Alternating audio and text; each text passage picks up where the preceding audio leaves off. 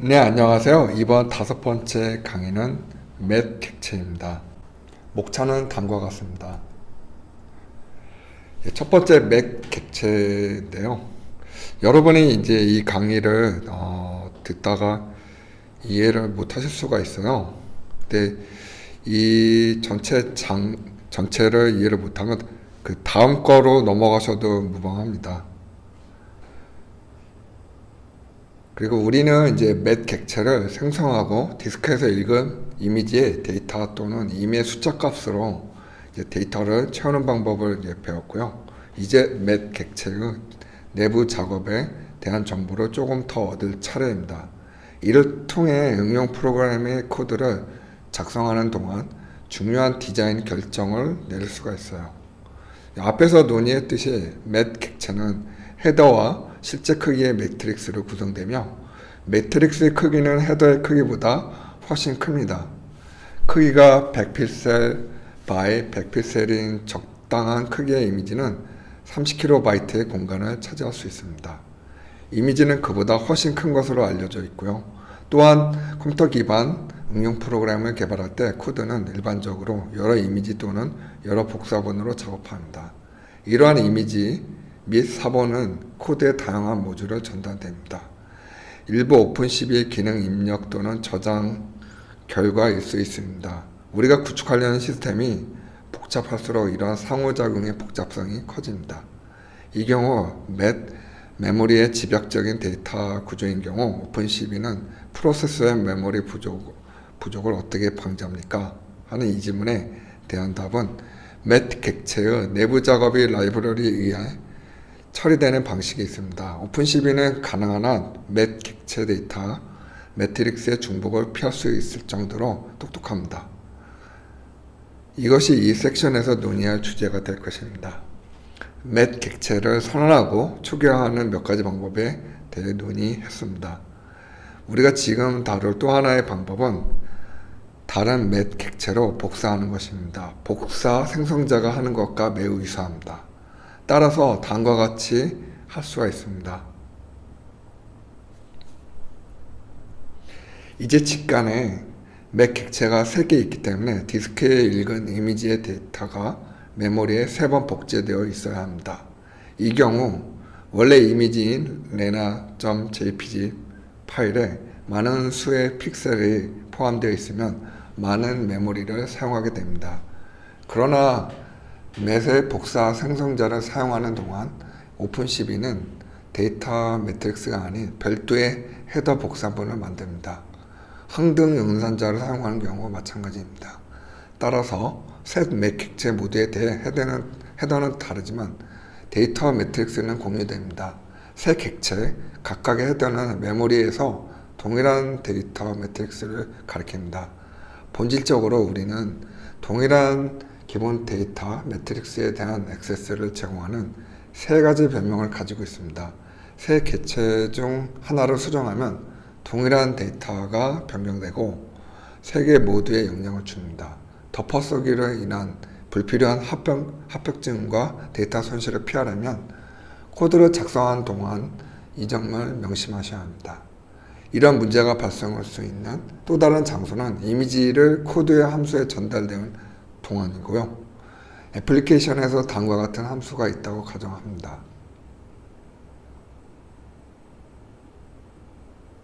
앞에 함수를 호출하면 그 프로세스 이미지의 함수 메소드가 동일한 데이터 매트릭스에서 작동합니다. 그것을 넣는 또 다른 방법은 맷 객체가 항상 참조로 전달되는 것입니다. 실제 데이터 매트릭스는 복사되지는 않습니다. 따라서 호출된 함수에서 이미지를 수정하면 호출된 위치의 함수에서 이미지가 수정됩니다. 이를 실행하고 확인할 수 있는 구체적인 예제를 사용하여 이를 테스트해 보겠습니다. 관련 헤더 파일과 네임 스페이스 선언을 포함시키는 것으로 시작하겠습니다. 이제 입력 이미지의 모든 픽셀을 검은색으로 바꾸는 프로세스 이미지 함수 메소드로 구현했습니다. 지금은 이러한 라인의 의미를 이해할 수 없다고 너무 걱정하지 않으셔도 돼요. 트래버스, 그러니까 순회 매트 객체는 그 순하기, 매트 객체의 순하기는 2장의 다음 섹션을 다루고요. 코드를 그대로 복사해서 정상적으로 이제 실행은 돼요. 그래서 이 부분을 한번 실습을 한번 보여드릴게요.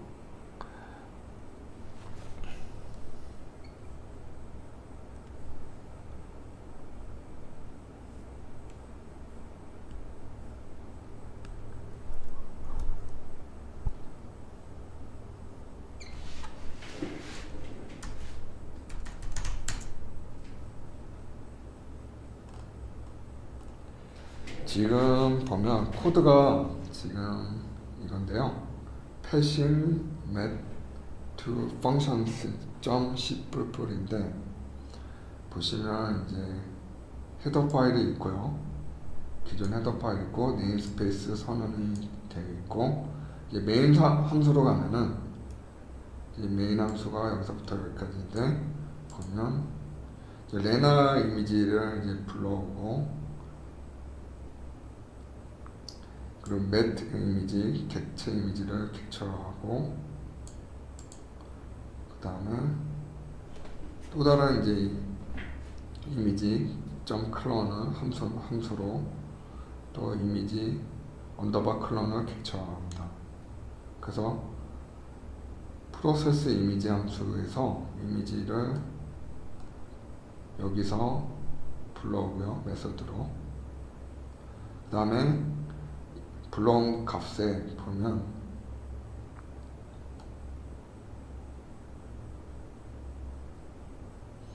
여기서 처음에는 이제 이미지 쇼를 이제 IM 쇼로 이제 레나 이미지를 보여주고요.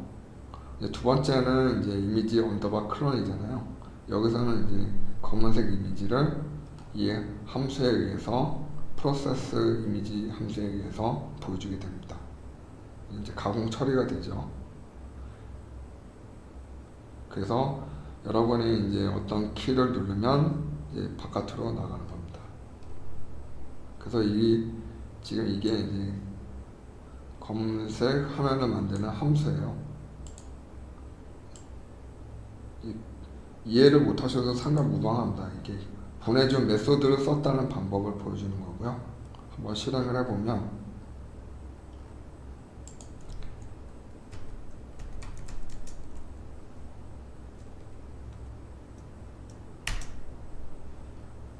처음에 이제 이게 나왔고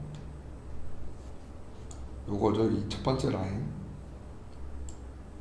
그 다음에 검은색 이미지가 나왔고 그래서 프로세스 이미지 함수를 의해서 이 검은색 화면이 나오고 이거 처리가 여기 프로세스 이미지 함수에서 처리가 된 겁니다.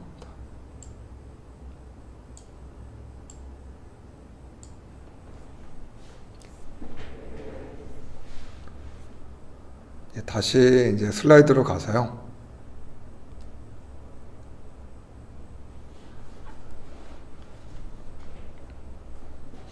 이제 메인 함수에서 이제 볼 수 있듯이 이제 디스크의 레나 이미지에서 이미지를 읽고 이제 아까 실습에서 이미지 데이터를 이미지라는 맷 객체를 이제 로드한 후 동일한 객체를 프로세스 이미지 메소드를 전달했어요. 이전에 정의되었고 이제 IMCO 함수를 사용하여 동일한 맷 객체를 표시하려고 하면 이미지가 완전히 검은색인 것을 알 수가 있어요.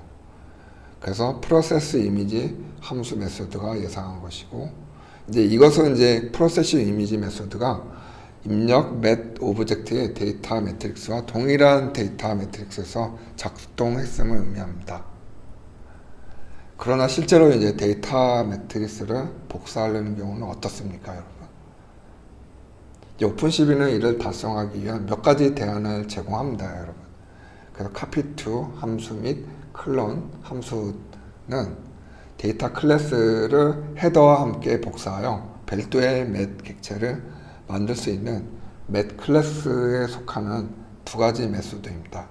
일반적인 사용 사례는 처리 파이프라인을 통해 이미지를 보내기 전에 원본 이미지의 복사본을 유지하려는 경우입니다. 그래서 지금 보시면 이제 밑에 image.copy_to 함수를 보면 알 수가 있거든요. 근데 이전 예제에서 이것을 이제 테스트해 보면 이제 프로세스 이미지 함수 메소드는 변경되지는 않습니다. 그래서 다음과 같이 이제 메인 함수를 이제 수정하는데요. 이렇게 보시면 거기 보면 이제 클론 함수 메소드로 호출하여 입력 맷 객체 데이터 매트릭스 복사본을 만듭니다. 이 명령을 실행하면 이미지 언더바 클론 맥의 메소드는 맥 객체가 변경되지 않은 채 유지되지만 원래 데이터 매트릭스는 프로세스 이미지 그 메소드를 수정한 것입니다. 이제 이것으로 맥 객체가 이제 대한 논의가 끝났고요. 코드에서 이미지 작업을 시작하는데 필요한 모든 주제를 이제 살펴보았고요. 이제 다음 섹션에는 이제 이러한 이미지를 반복하고 픽셀 값을 가지고 놀면서 시작합니다. 이제 이미지에 대해서 배웠으므로 이제 일부 처리를 이제 넘어가고요. 이제 맥 객체 순회하기로 들어가겠습니다. 이제 지금까지는 이제 맥 클래스의 인스턴스를 초기화하는 방법, 그다음 맥 객체를 만드는 다양한 방법에 대해 자세히 배웠습니다.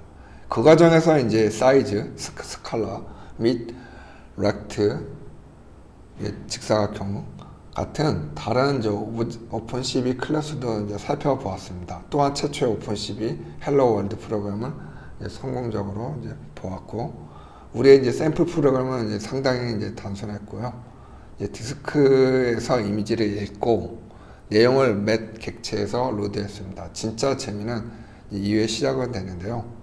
이제 개발하는 모든 응용 프로그램에서 일반적으로 저장 디스크에서 이미지를 이제 읽은 다음에 이미지 처리 또는 컴퓨터 비전 알고리즘을 적용합니다. 이제 이 섹션에서 처리 측면에서 시작하는 첫 단계를 밟을 것이고요. 처음에 언급했듯이 이미지는 픽셀의 합계입니다. 그래서 따라서 이미지에 적용되는 모든 종류의 처리를 이해하려면 작업 결과로 픽셀 값이 어떻게 수정되었는지 알아야 합니다. 이것은 디지털 이미지의 각각의 모든 픽셀을 반복할 필요성을 야기하고, 이제 이미지는 오픈CV의 용역 내에서 맷 객체와 동일하이므로 맷의 데이터 매트릭스에 저장된 모든 값을 반복할 수 있는 메커니즘이 필요합니다. 이 섹션에서는 동일한 작업을 수행하는 몇 가지 기술에 대해 설명합니다. 우리는 이제 접근 방식의 장단점과 함께 이러한 순회는 달성하는 몇 가지 다른 방법을 제시할 겁니다. 다시 한번 이 작업으로 프로그래머를 돕기 위해 사용할 수 있는 멤버 함수를 더 만나면 맷 클래스의 유용성을 알게 될 것입니다. 이제 맷 데이터 매트릭스의 연속성을 보겠습니다. 맷 객체를 순회하기 위한 코드를 시작하기 전에 데이터 매트릭스가 메모리 픽셀 값을 저장하는 방법, 이제 보다 정확하게 어떤 순서를 이해해야 합니다. 이제 이를 위해서 연속성 개념을 도입해야 합니다. 이제 데이터 행렬은 모든 행이 두 개의 연속된 행의 내용 사이에 간격 없이 인접한 메모리 위치에 저장된 경우 이제 연속적이라고 합니다.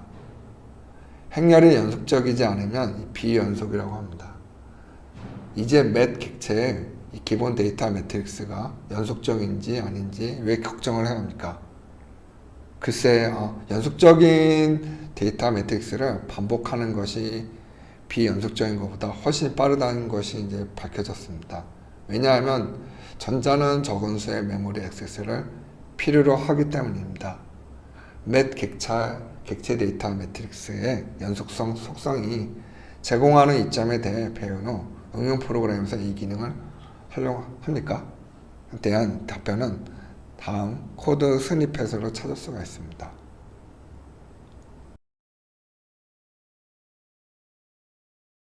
이 코드는 데이터 매트릭스의 평탄화라고 부르는 것을 달성하며 일반적으로 이제 실제 이미지의 통과 선구자로 이제 수행되고요.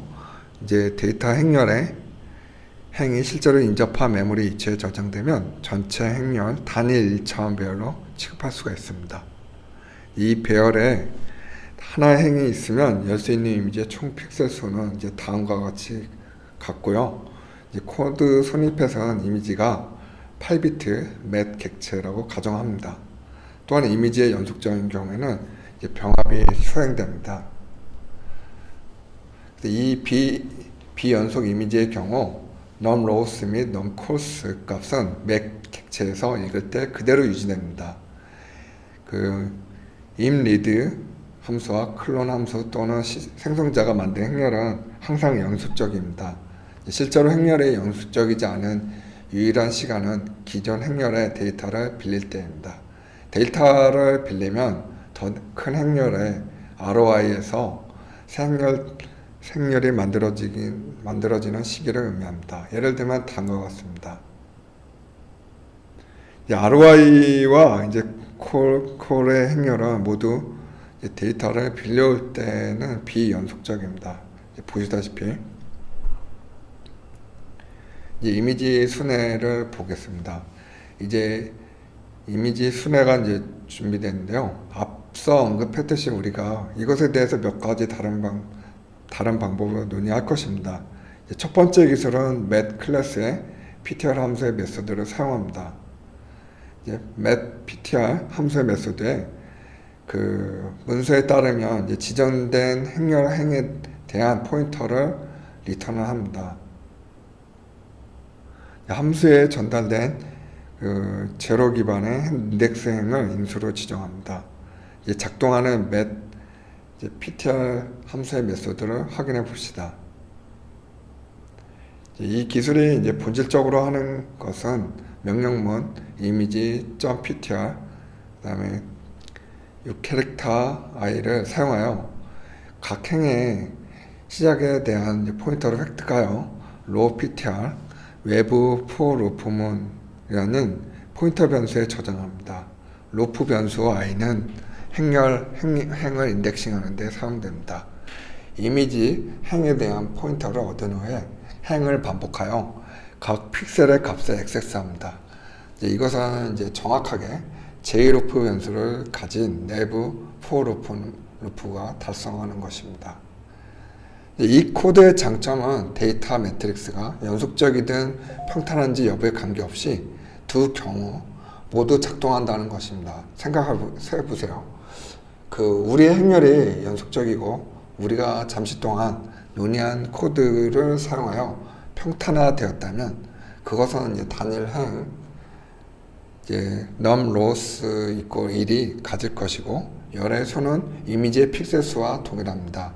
즉 외부 루프는 한 번만 실행되고 맷 ptr 함수 메소드를 한 번 호출하여 단일 호출해서 이미지의 모든 픽셀을 가져옵니다. 그리고 우리 행렬이 없었다면 병합되면 각 행에 대한 image.ptr 이 캐릭터 i가 호출되어 총 넘버 로스 타임스가 됩니다. 이것은 또한 행렬을 평탄화하는 것이 걸리는 시간 측면에서 더 효율적인 이유이기도 합니다. 맷 객체 순회에 대한 포인터 방법을 사용하는 것에 대한 완전한 그림을 얻기 위해 이미지의 평탄화 및 순회를 위한 코드를 조합해 보겠습니다. 요약하면 맷 ptr 함수 메소드는 기본적으로 한 번에 한 행씩 데이터를 가져와서 작동합니다. 그런 의미에서 액세스 방법은 순차적입니다. 행 중에 하나의 데이터를 가져올 때 해당 특정 행의 내용만 살펴볼 수가 있습니다. 새로운 행에 액세스를 하려면 새로운 패치 호출이 필요합니다. 데이터 매트릭스를 평탄화하는 것은 계산 속도를 높이는 방법일 뿐입니다. 모든 데이터를 단일 패치로 갖춰와 작동합니다. 이것은 이 일을 하는 가장 미학적인 방법이 아닐 수도 있습니다. 특히 다중 채널 이미지를 처리할 때 코드를 이해 및 또는 디버깅 하기가 어려울 수 있습니다. 행을 통과하는 동안 픽셀당 건너뛸 수 있는 정확히 알아야 하고요. 이제 두 번째 접근 방식이 이제 시작되는데 이 메소드는 맷 함수의 메소드에 의존합니다. 오픈12의 설명서에 따라 at 함수의 메소드는 지정된 배열 요소에 대한 참조를 반환합니다. 우리가 관심 있는 값을 가진 픽셀은 행과 열, 인덱스를 통해 지정됩니다. 이 접근 방식은 데이터 매트릭스에 대한 이미지 액세스를 제공합니다. at 함수 메소드를 사용하여 픽셀 값에 액세스하는 예제 코드를 살펴보겠습니다. 다음 코드 스니펫에서 단일 채널 회색조 이미지라고 가정합니다. 코드가 이전 접근 방식보다 훨씬 간단하고 간결하며 읽기 쉽습니다. 우리는 행을 반복하는 외부 루프 인덱스 변수 i와 열을 지나는 내부 루프 인덱스 변수 j가 있습니다. 각 픽셀 위로 이동할 때 i.at 6chr 6캐릭터 ij를 호출하여 해당 값에 액세스를 할 수가 있습니다. 그러나 이미지가 다중 채널인 경우 어떻습니까? 이제 순회하는 3채널 RGB 이미지가 있다고 가정해 봅시다. 코드는 이제 구조가 매우 유사하지만 약간의 차이가 있습니다. 이미지가 3채널이기 때문에 U캐릭터 데이터 형식은 픽셀 값에 적합하지는 않습니다. 솔루션은 이제 다음 코드 스니펫으로 제공됩니다. 코드에서 가장 눈에 띄는 것은 벡터 3B라는 새로운 오픈12의 유형처럼 보이는 것입니다. 이 시점에서 벡터 3B에 대해 알아야 할 것은 3바이트 값의 벡터, 즉 0에서 255 사이에 3개의 숫자로 구성된 벡터를 의미하는 것입니다. 그리고 이는 3채널 RGB 이미지에서 픽셀의 의미를 나타내는 때 완벽한 데이터 유형인 것 같습니다. 오픈12는 항상 사용자에게 적합한 도구를 제공합니다. 이제 데이터 행렬의 각 값 유형이 벡터 3B임을 확인했으므로 at 함수 메소드가 벡터 3B에 대한 참조 반환함으로 C++처럼 그 함수 행렬 연산자를 사용하여 벡터 3B 내 개별 요소에 액세스를 할 수 있습니다. 배열 또는 벡터, 이제 이미지 채널에 대해 논의할 때 오픈12는 RG 또는 B 구성 요소를 역순으로 저장한다고 말했습니다. 이것은 벡터 3B 0번째, 첫 번째, 두 번째 요소가 각각 픽셀의 청색, 녹색, 적색 성분을 각각 의미한다는 것을 의미할 것입니다. 이 사실은 코드 내에서 잠재적인 오류의 원인이 될 수 있으므로 이 사실에 특히 주의하셔야 합니다. 이제 라이브러리는 사용자에게 다른 수준의 편의성을 제공하기 위해 한 단계 더 발전했습니다. 앞에서 언급한 접근 방식을 사용하여 특정 픽셀의 특정 채널에 대한 값에 액세스할 때마다 데이터 유형 벡터 3B의 이름을 작성해야 합니다. 이를 피하기 위해 오픈12는 met 언더바라는 템플릿 클래스를 제공합니다. 항상 그렇듯이 예제 코드 스니펫을 통해 그 사용법을 보여줍니다.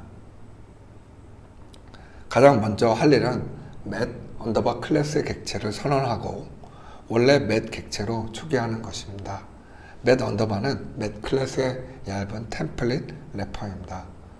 met 객체에서 사용할 수 있는 것 외에 추가 데이터 필드가 포함되어 있지는 않습니다. 실제로 두 클래스 met 및 met 언더바에 대한 참조는 서로 변환될 수 있습니다.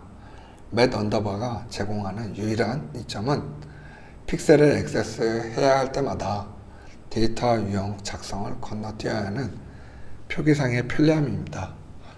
이는 met 언더바 객체 자체를 선언하는 동안 데이터 유형이 지정되었기 때문입니다. 앞에서 언급했듯이 met 함수 메소드는 이미 액세스, 행 및 열의 인덱스 모두가 필요함에 따라 적합하며 코드는 훨씬 더 읽기 쉽고 깨끗하지만 포인터 기반의 방식보다 속도가 느립니다. 메소드는 호출될 때마다 범위의 검사를 수행합니다. met 함수를 사용하여 단일 및 다중 채널 순회를 대한 코드 스니펫을 결합하고 단일 C++ 함수 내에 캡슐을 합니다. 코드를 보면 다음과 같고요. 보면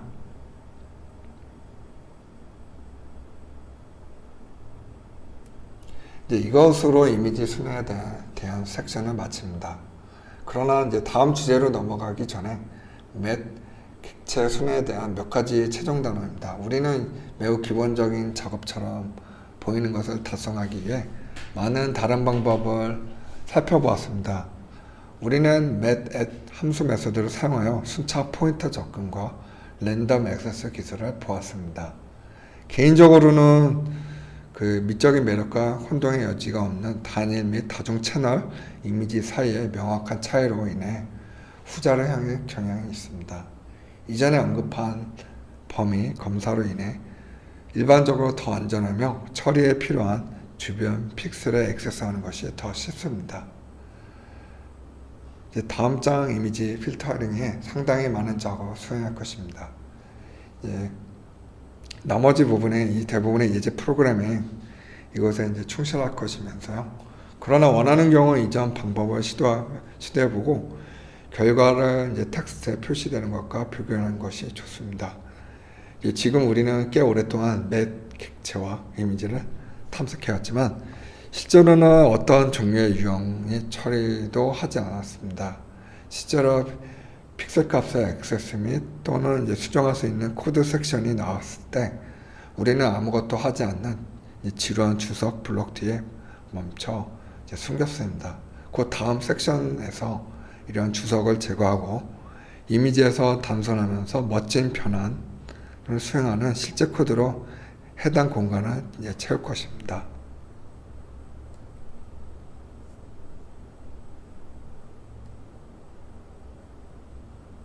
아까 이제 스니펫이 나왔는데요. 스니펫은 그 재사용 가능한 소스 코드 그리고 텍스트의 작은 부분을 일컫는 프로그램 용어입니다. 그래서 이제 사용자가 루틴 편집 조작 중 그 반복 타이밍을 회피할 수 있게 도와주는 겁니다.